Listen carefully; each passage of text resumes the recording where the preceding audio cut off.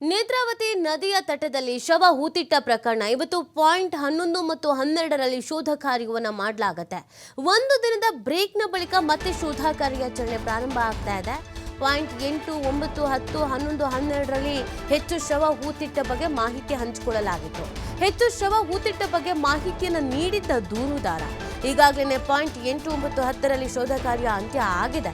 Point number 8, 9, 10ರಲ್ಲಿ ಪತ್ತೆ ಆಗದ ಅಸ್ಥಿಪಂಜರ 5ರಿಂದ 6 ಅಡಿ ಅಗಿದ್ರೂ ಕೂಡ ಕಳೆಬರ ಅನ್ನೋದು ಪತ್ತೆ ಆಗಿಲ್ಲ.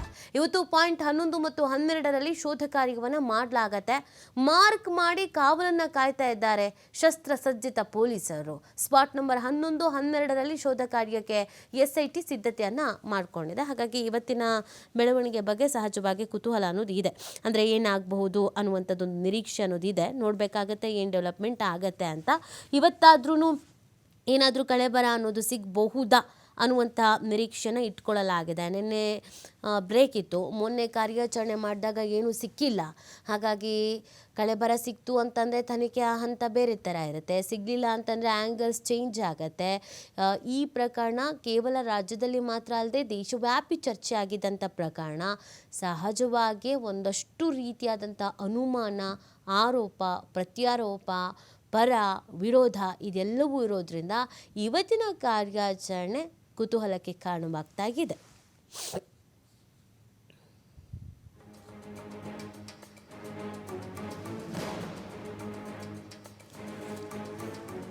ನೋಡಿ, ಪಾಯಿಂಟ್ ನಂಬರ್ 8, 9, 10ರಲ್ಲಿ ಖಂಡಿತವಾಗಿಯೂ ಕಳೆಬರ ಸಿಕ್ಕೇ ಸಿಗುತ್ತೆ ಅಂತ ಹೇಳಲಾಗ್ತಾ ಇತ್ತು.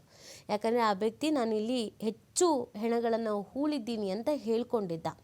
ಬಟ್ 8, 9, 10ರಲ್ಲಿ ಏನೂ ಸಿಕ್ಕಿಲ್ಲ. 6ರಲ್ಲಿ ಮಾತ್ರ ಕಳೆಬರ ಸಿಕ್ಕಿರೋದು. ಅದನ್ನು ಬಿಟ್ಟರೆ ಇನ್ಯಾವುದ್ರಲ್ಲೂ ಸಿಕ್ಕಿಲ್ಲ. ಇವತ್ತಾದರೂ ಸಿಗುತ್ತಾ ಅನ್ನೋದು ಪ್ರಶ್ನೆ.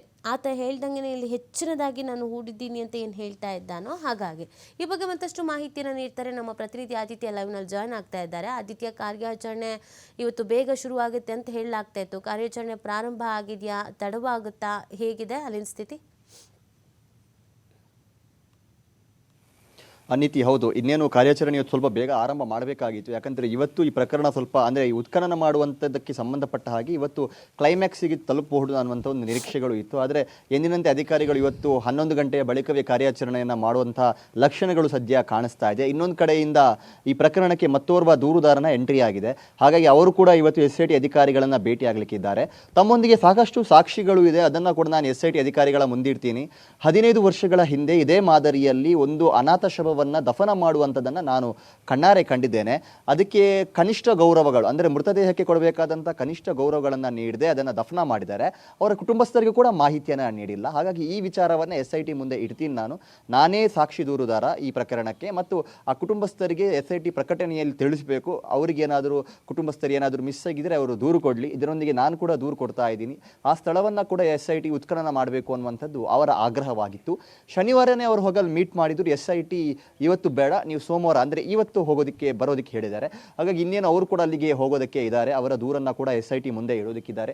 ಆದರೆ SIT ಅದನ್ನು ಗಣನೆಗೆ ತೆಗೆದುಕೊಳ್ಳುತ್ತಾ ಅನ್ನುವಂಥದ್ದು ಒಂದು ಕುತೂಹಲ. ಆದರೆ ಇನ್ನೊಂದು ಕಡೆಯಿಂದ ಅವರು ತೆಗೆದುಕೊಂಡು ಬಂದಿರುವಂಥ ಸಾಕ್ಷಿಗಳು ಕೂಡ ಈಗಿರುವಂಥ ಅನಾಮಿಕ ದೂರುದಾರನ ರೀತಿಯಲ್ಲೇ ಅವರೊಂದು ಸಾಕ್ಷಿಯನ್ನು ಕರೆದುಕೊಂಡು ಬರ್ತಾರೆ ಅನ್ನುವಂಥ ನಿರೀಕ್ಷೆ ಇದೆ.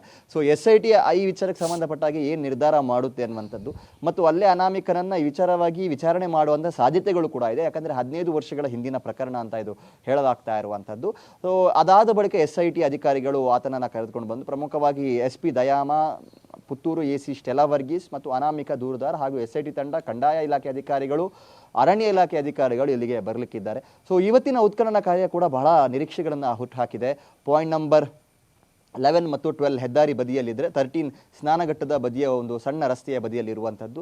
ಸೊ ಆ ಪಾಯಿಂಟ್ ನಂಬರ್ 13ರಲ್ಲಿ ನಾನು ಸಾಕಷ್ಟು ಅಂದರೆ 2ಕ್ಕಿಂತ ಅನೇಕ ಹೆಣಗಳನ್ನು ಹೂತಾಕಿದ್ದೀನಿ ಅನ್ನುವಂಥ ರೀತಿಯ ಮಾಹಿತಿಯನ್ನು ದೂರುದಾರ ನೀಡಿದಾನಂತೆ.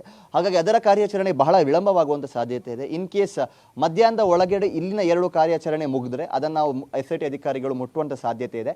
ಇದು ಮಧ್ಯಾಹ್ನವನ್ನು ದಾಟಿದರೆ ಅಂದರೆ ಒಂದು 2-3 ಗಂಟೆ, ಮಧ್ಯಾಹ್ನ 2-3 ಗಂಟೆವರೆಗೂ ಇದೇ ಕಾರ್ಯಾಚರಣೆ ನಡೆದರೆ ಬಹುತೇಕ ಪಾಯಿಂಟ್ ನಂಬರ್ 13 ಮುಟ್ಟುವಂಥದ್ದು ಡೌಟ್ ಇದೆ. ಯಾಕಂದರೆ ಅಲ್ಲಿ ಸಾಕಷ್ಟು ಡೆವಲಪ್ಮೆಂಟ್ ಆಗಿದೆ. ಅಲ್ಲಿನ ರೂಪರೇಷೆಗಳು 10 ವರ್ಷದ ಹಿಂದಿನಿಂದ ಈಗ ಕಂಪೇರ್ ಮಾಡಿದರೆ ಬಹಳ ಬದಲಾಗಿದೆ.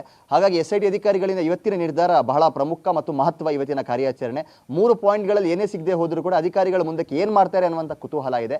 ಕಾರ್ಯಾಚರಣೆಯನ್ನು ಅಂತ್ಯ ಮಾಡ್ತಾರಾ ಅಥವಾ ಪಾಯಿಂಟ್ ನಂಬರ್ 6ರಲ್ಲಿ ಸಿಕ್ಕಂತಹ ಕಳೆ ಬರಹದ ಮೂಲಕ